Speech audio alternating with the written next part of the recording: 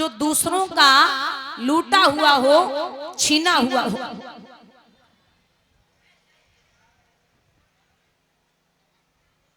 अब जो मुकुट परीक्षित ने बांध रखा था, उस मुकुट को परीक्षित के बाबा भीम युद्ध में जरासंध से छीन करके लाई थी।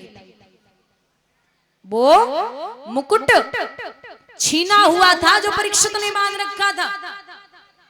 सूक्ष्म रूप से कलयुग उसी मुकुट में प्रवेश हो गया। वैसे भी तो कलयुग के प्राणियों की बुद्धि इतनी गर्म रहती है, बिना कलयुग के बैठे। परीक्षित को प्यास लगी, वो सीधे समीक ऋषि की कुटिया की तरफ बढ़े। वो भजन में बैठे थे। और ध्यान देना, भजन और भोजन हमेशा एकांत में ही अच्छा लगता है। भजन और भोजन एकांत का मतलब होता है जहां एक के बाद अंत हो जाए, मतलब खुद के बाद जहां कोई भी ना हो, एक के बाद जहां अंत हो जाए उसे हम एकांत कहते हैं। अब भोजन, भोजन की तो छोड़ी दो। आप एक बात बताइए, आपने कभी पशुओं को, पशु जो होते गाय भैंस बकरी जैसे पशुओं को कभी आपने बैठ के भोजन करते देखा है? नहीं। और इंसान बैठ के करते हैं, ऐसा ही है, ठीक है। अब पशुओं को आपने बैठ के भोजन करते नहीं देखा होगा। पशु बैठ के करते, पशु खड़े होके करते, इंसान बैठ के करता। लेकिन अब कहो कि ब्याह बरात में जाओ, लाए प्लेट पूरे ग्रांड का चक्कर लगाता, 4 जामे से 4 जामे से 4 पूरी जामे से, मतलब जैसे पशु एक मुंह मार लेंगे फिर एक दूसरे का मुंह देखेंगे, वैसे ही एक टुकड़ा खा लेंगे फिर एक दूसरे का मुंह देखेंगे। मैं इतनी बड़ी हो गई हूँ, मुश्किल से मुश्किल, ज्यादा ही कोई क्लोज है तो बात अलग है, तो मुश्किल से मुश्किल 4-5 बार गए हैं, इतने बड़े हो। क्योंकि मैं ये नहीं कहती भैया की ये सब बंद करवा दो, बिल्कुल खूब भारत देश की संस्कृति है। आप बड़े आदमी कैसे बनोगे अगर ये सब नहीं कराओगे? तो बड़े आदमी की पहचान है ही। पहले शादियां होती थी तो बारात जब आती थी तो बिठा के भोजन कराते थे। ये भारत देश की संस्कृति और संस्कार है, बैठा के भोजन कराते थे। और जब विदाई करते थे तो विदाई हाथ में गले मिलते थे, तब विदाई होती थी। अब बारात वाले की व्यवस्था इतनी है, खड़े खड़े खाओ और निकल लो, बैठे की व्यवस्था नहीं।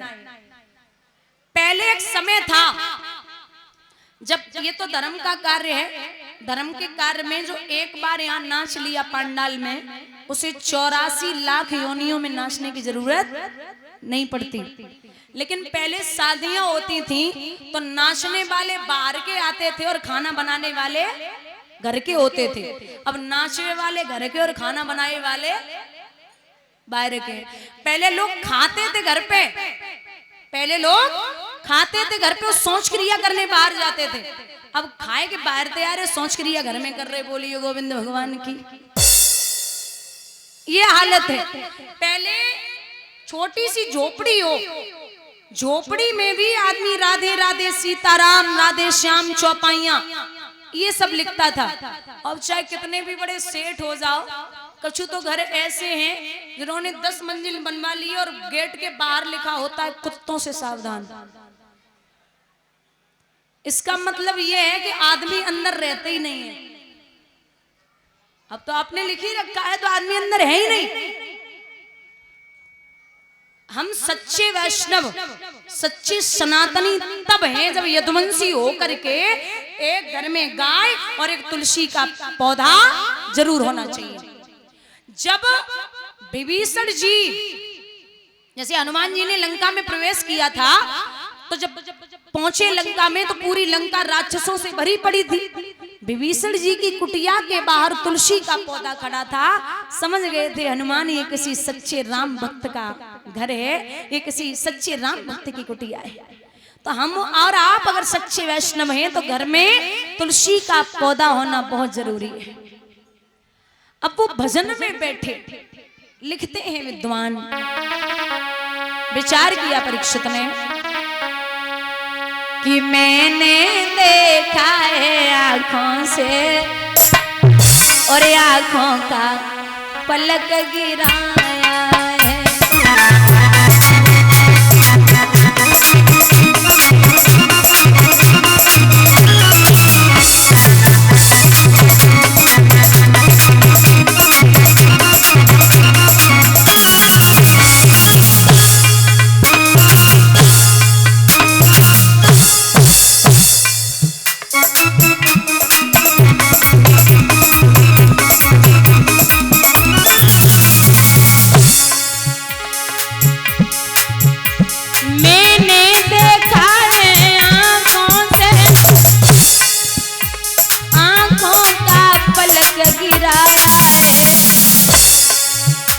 दिल ने सोचा देख कर मुझे, इसने आँख को छुड़ाया है।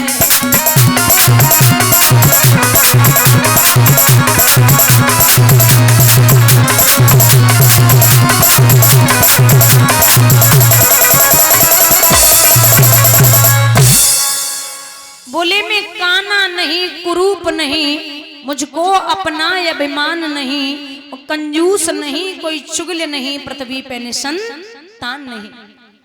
फिर उन्होंने नेत्र बंद क्यों कर लिए? एक तक्षक नाम का मृतक सर्प पड़ा था, उसे उठा करके महात्मा के गले में डाल दिया और स्वयं हस्तिनापुरी के लिए चले आए। उनके पुत्र श्रृंगी ऋषि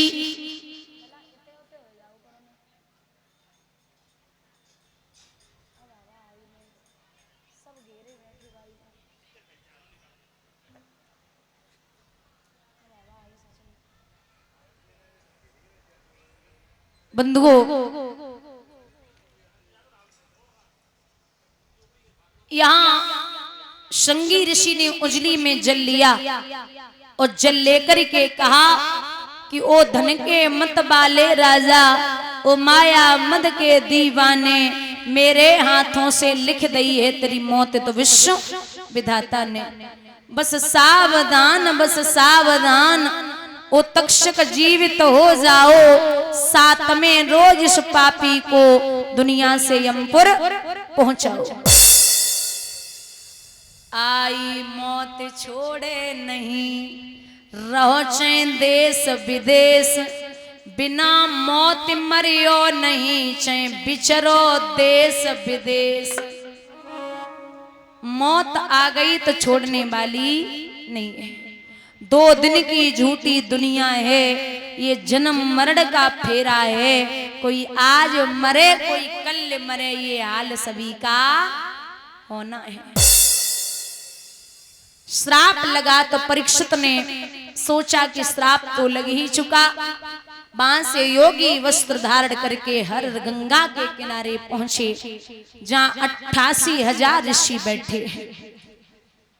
व्यास भगवान भी हैं, लेकिन कोई ऐसा नहीं है जो 7 दिन में परीक्षित का तारण तरण कर सके। परीक्षित ने एक बात कही है कि किसी दिन खाक के अंदर हमें भी घर बनाना है, किसी के सामने अपना हमें भी सिर झुकाना है। बहुत पाला बहुत धोया समझकर देह को अपना, मगर अफसोस भारी है एक दिन छूट जाना है। ये शरीर है। एक कलाकार, मूर्तिकार, मूर्ति बनाने वाला भगवान से कहता है कि प्रभु ये दुनिया भी बड़ी अजीब है। क्यों? बोले ये अजीब इसलिए है कि मेरे बनाए हुए पुतले, मेरे बनाए हुए मिट्टी के पुतले तुम्हारे बनाए हुए पुतले पूजते हैं, और जो तुम्हारे बनाए हुए पुतले हैं वो आपस में लड़ लड़ के मरे जा रहे हैं।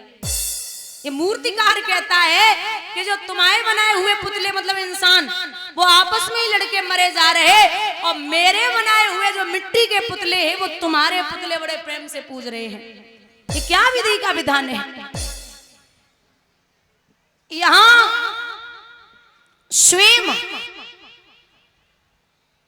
व्यास जी बैठे, परीक्षित को देखा, व्यास जी ने बैठा लिया, सब एकत्रित हैं, लेकिन इतने में सुखदेव जी छिटकाए थे केस, जा पहुंचे उस भूमि पर लिए दिगंबर भेष। वही सुखदेव भगवान जो मैया के गर्भ से 12 साल के बाद बाहर आए। वैसे तो सुखदेव जी का जन्म हो चुका है। एक छोटी सी कथा है। महाराज ये जो सुखदेव भगवान हैं, एक दिन बाबा नारद ने कहा कि महाराज ये बताइए दुनिया में सबसे अनमोल चीज क्या है? तो बोले प्रेम। बोले प्रेम कई प्रकार का होता है। बोले जी प्रेम तो वो होता है जो निस्वार्थ हो, जिसमें कोई स्वार्थ ना हो। वो रखा कहाँ है? बोले भोले बाबा और मैया पार्वती में। वो ठीक है।